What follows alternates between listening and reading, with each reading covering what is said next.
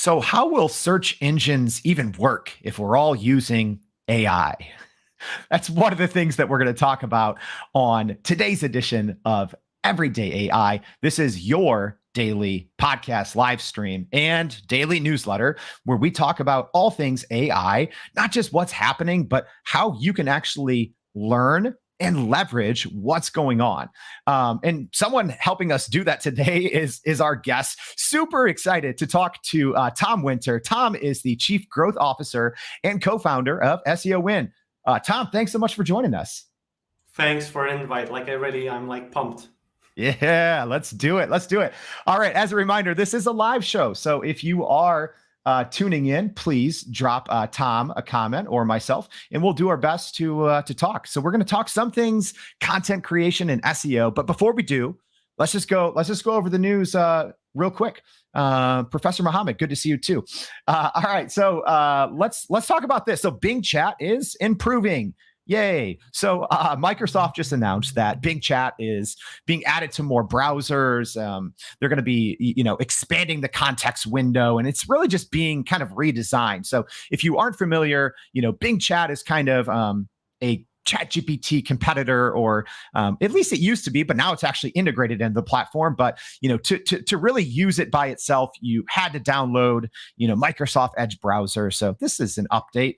Tom, are you going to be jumping on this anytime soon? Definitely. Like everything that is AI, I love to test it out, just to see how it works. And if it can help me out, Bing, go for it. Yeah, that's what I said. It's like I'm trying everything, Microsoft, Bing, cloud. Like, yeah, if it's out there, I'm trying it at least. Kind of a piece of news today. It's more of a milestone, but speaking of ChatGPT, turning six months old today. So, we'll have 6 birthday candles for ChatGPT. But wow, Tom, talk about a wild ride. Over 100 million users almost in a couple of months. Which doesn't happen for any new platform. And ChatGPT has really changed, since it first debuted 6 months ago. So, now there's plugins and you can access the web. So you aren't just limited to data, from September 2021. The new version going from GPT-3 to 3.5 to 4, having a pro plan, all of those things. But also, tons of ethics, privacy, copyright concerns now as well. Tom, what do you make of the first 6 months of ChatGPT? I wouldn't even talk about ChatGPT change, the world basically changed. If you asked me what my children should learn in the next 10 years, I would say go be a programmer. It makes a lot of sense. And right now, you know what? Actually, a programmer. Maybe think of something different, And I'm sure that's painful to say, given your background too, right? It's like, this programming and SEO thing. Let's look at it from a different lens. Exactly. So the world has changed, and we will see a lot more changes. Yeah, that's a great point. Speaking of changes, kind of a recent report, and we'll kind of use this to transition into a little bit of your background, Tom, but a Hacker Noon article, kind of contemplating what does SEO mean now that we're all using AI, right? So many people are using AI now, not to just research and read the web, but also using it to help create content on the web, and AI chatbots are becoming increasingly popular. So Tom, what your take on this Hacker Noon article, real quick, what does SEO mean now if we're all using AI? Does it still mean the same thing as it used to 10 years ago? It does, but at scale. I think the velocity of the content in the last 10 years got a lot higher, but at the moment it actually sped up really badly. So there's a lot more content going out. But I would go with the definition of Google. Content has to be helpful, and this is basically the SEO. So if you can design the content that is helpful, if it's based on research, and it gives the answers to the people, that's basically an SEO for me. Even though that, as I mentioned to you before the meeting, I'm a programmer, I can go really in depth into technical issues of SEO. In my opinion, if the content is not helpful, if you're not nailing the search intent, sorry, it can do magic, but it will not work. Yeah. So just describe real quick about SEO Wind. What is the platform for, and I guess why did you and your team kind of decide to build this? So, like, I'm a serial founder. I also co-founded a tool called DevScholar, and we are in over 100 countries. We have customers, and we used several techniques of SEO techniques to build content and drive organic traffic. And we thought, like, okay, I'm a passive founder right now there, so let's build a tool that will help me out and automate all the things that I did. So we started with a simple tool that creates briefs for humans. So we help with the whole SEO research for the briefs for humans. And at some point, like about 3-4 months ago, we've encountered, like, we realized that briefing a human is no different than prompting AI. And actually, if you do the whole research and you have the whole knowledge about the search intent and everything inside, you can write articles that make sense. Most of the articles that I can see on the internet, like done with AI, they are spam. Like, basically, they everybody says, like, oh, they're empty, they're shallow, and I agree with you. Yeah. But AI can do a lot more. I've heard, like, a couple of times in your podcast that somebody said garbage in, garbage out. Like, and this is exactly it. Like, if you put knowledge in, this is a language model. It analyzes the knowledge that you put in. And I don't care that it's cut off like in 2021, because I'm giving it the knowledge that I needed to know, like, for writing the things that I want. So having all the knowledge about briefing the human, I'm able to brief also AI, and I'm able to write articles using AI that make sense, that are really good in my opinion. Yeah. And Yeah. go on. Yeah. So real quick here, Tom, I actually have, if you're tuning in live, have the SEO Wind kind of website here on the screen. But just explain that because you did say garbage in, garbage out. And I think shout out MLO said that earlier this week. I've said it a couple times too, but it seems like your platform, which we have up on the screen here, AI article writing that drives traffic, right?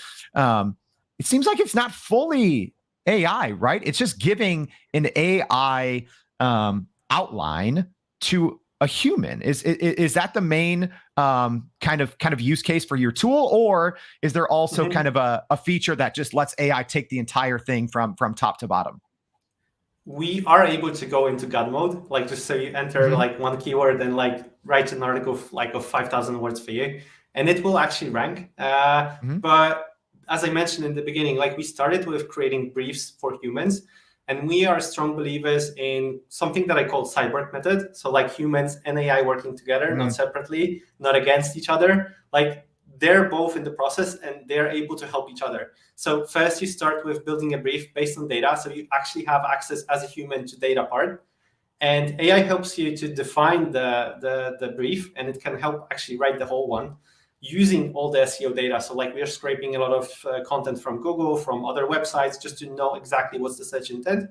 But at any point, you as a human can jump in and say, like, okay, I have a special matter expert at my company. So, like, I want to write something from my special matter expert, or I want to add these things to the brief.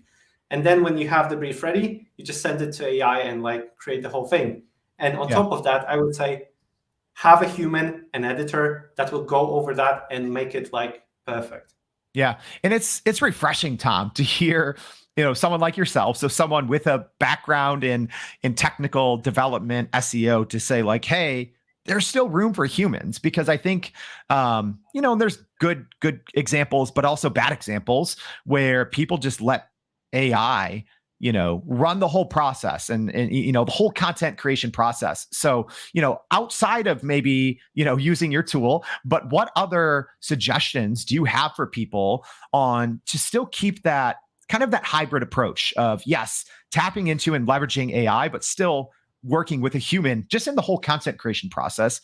How do you, how can we better do that?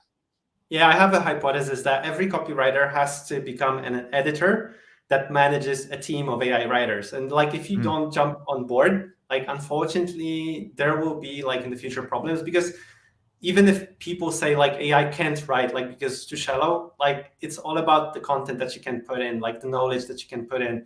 It's much faster in analyzing things. And that's why, like, you have to become an architect of, like, a SEO strategy, defining where AI should go and help on top of what AI does, like give this additional value, this cherry on the top that you as a human can give, and AI doesn't have the experience. So I would work on that. How do you think, and I'm sure other people have seen this, but I've seen kind of memes on the internet where it says like, hey, content creation is just, AI telling us what to write. And then also in the back end, people are using AI then to summarize long articles. Just in general, how do you see content, not just content creation, but even content consumption changing now that it's so easy? You kind of mentioned, the God mode of your platform that can spit out a, high quality 1,000+ word article. But how do you just see the content creation and consumption changing in the future with more and more AI? It's hard to say. Like, I think the authority will be really important. So like as a person, that's why like this Cyborg method where you have control over it and you actually add value on the top, like it will be a huge ranking factor from the perspective of Google. But still, like there will be like AI is a new pen. It's basically, if you don't want to say like, oh, I like my square wheels, like I will not use the round ones. Like, unfortunately, you have to jump on this board, like, because like just saying like we're better, humans are better, like it, unfortunately, it will not work out. Like, sorry, like it's something that can help you, like amplify your skills, make you like give you superpowers, but yeah, use it. Yeah. Probably something, and we talked about this before the show, Tom. I'm an SEO geek, right? So I understand the importance of it, but maybe for someone not as familiar with, hey, why do I need to be creating new content? Why do I really need to care about SEO? So let's just say, it's a small business owner or an entrepreneur. Why is content creation so important? Maybe now even more than ever. Basically, it can give you organic traffic, and organic traffic is basically leads. If you want to combine like paid ads and organic, like organic is the same kind of traffic, but like you don't pay for that. So like I would go with both of them, and you can just reduce the costs of having new leads, like in getting new leads. And this is like what I would do. Like, and yeah, that's basically it. Yeah. Probably something other people are thinking, if they're looking at SEO Wind, and they're like, wait, isn't this kind of what ChatGPT does? Kind of what's the difference or maybe the benefit of using a platform like yours versus just when people say, hey, ChatGPT, write me a 1,000-word article about this. What's the difference? And will not just content creators know the difference, but will the people consuming the content know as well? So actually, you know what? I've created a PDF how you can actually write the whole articles that make sense using ChatGPT without using our tool. Like, I'm happy to share it like for free without like any, it's not gated. So like, yeah, grab it and like see how you can do it. But if you will see like how much research you have to do inside, so how much scraping of data we're doing, like this is actually the piece that helps you out, because we're like, when we're writing prompts, to give you an example, when to write a 3,000-word article, we're using 7,000 words in the prompt. Like, wow. If you would make me write a 7,000-word prompt or a new article that's 3K words, I would choose writing the article. Like, to be honest, like I'm not doing that. So like if you can automate it and make it simpler, just to get spit out as fast as possible the article that your editor can work on and make it perfect, like that makes sense. So, and I've tested out many ways of writing articles with AI, and we are currently having a challenge, 100 posts in 30 days challenge, where we are actually putting the money where our mouth is, putting it on our website, like 100 posts within 30 days, and watching like how it grows. So go on LinkedIn, check it out. I'm sharing the data, like pens down, like all the questions possible. You can ask them, like, and I will show it to you. I love that. I love that. So yeah, we'll make sure to throw that in the comments, this discussion after the show. Thank you for all these great comments so far. So Hunter, just said that is a long prompt. Wow, 7,000 word prompt for a 3,000 word article. 3K, but like we're writing articles that are like 8K, 10K. Like these prompts grow. Like so. Yeah, wow, that's amazing. So if you are still tuning in to Tom's kind of Tom and I's conversation, feel free to drop a question. So I actually have one here from Sayeda, Sayeda brings the heat every morning. She's always asking great questions. So she's asking, and I'm going to let you take this one, Tom, because this is a tough one. But she's wondering, are there any ethical concerns surrounding the use of AI in content creation, such as potential biases or plagiarism issues? Great question. So Tom, like, what's the tough answer? one. Like it's a tough one. Like thank you for that you're letting me answer this one. To be honest, like when you're a content writer, like let's go like, because for me, AI and content writers are the same. Like it doesn't matter if you use AI or a content writer. If you're writing about the topic, what are you doing? You're researching it. You're not writing from top of your head. If you write from top of your head, you will never ever rank in Google, because it will not nail the search intent. And especially if you're writing about financial, IT, something else, you have to do the research. AI does it at scale. So is this actually a plagiarism issue? If you're doing the same thing as a content writer, if you did it manually, I can't answer that. But basically, this is exactly the same thing that we did for last 10 years, but at scale right now. Yeah, that's a good point.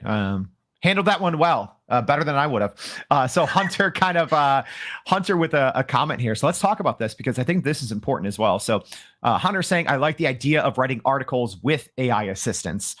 Use it to help create documents for work, some side job things, but fact checking, double checking all the, right. So Tom, talk a little bit about that. Kind of finding that balance between using AI in your content creation process, but also not just taking everything as written in stone, right? Like at the moment where you wouldn't have to fact check, like double check, shorten the sentences, or rewrite a couple of things, like you're not needed, right? So basically, in my opinion, like it's worth to do it. Like for me, when I want to write a good article, it takes me about 1.5 hours from starting point, like with AI writing it about 20 minutes, and then fact checking and doing all the stuff, and also adding visuals and so on. I've tried Midjourney, but it's like not like good with time. I would say like just creating new images in Midjourney like just takes me too much time. But you do have to do it. Like it's getting better and better. Like the better quality of content that you put in, so like the knowledge that you'll put in, the better facts you will get out. This is how it works. So, but still, fact check it, definitely. Go through the text, understand it, put it into Grammarly, add visuals, like add a human touch. Like this is like you've just saved 4 hours or 5 hours of your time. Like you have time to make it better. Yeah. Tom, you actually just said the human touch, right? So this is what actually Professor Muhammad just had a question or a statement, if having experience that ChatGPT is sometimes more innovative than a human. I have a quick take on this, but what do you think, Tom? It is, but like not always. Like from SEO perspective, if we're focusing on SEO perspective, nailing search intent is the key issue. So being creative actually doesn't help with nailing the search intent, because it increases the risk of Google saying, like, showing you something that you don't want. So they prefer to go after something that they know 80% sure that it will be about this topic. So as an example, if you go with Independence Day, like, and you type it into Google, what will you see? Like Will Smith will go over the whole place. Like there's no holiday like there, like no fireworks, nothing like that. Like Will Smith and the movie. So this is exactly nailing the search intent. If you go and you don't nail the search intent because you're creative, sorry, like you will never appear on Google. Like your mom will read it, your dad will read it, and that's like it. Yeah.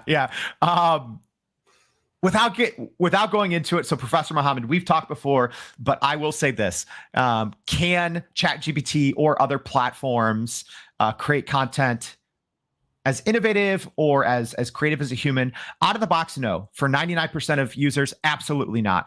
But if you spend time giving it the right background, it can be comparative to an average content writer.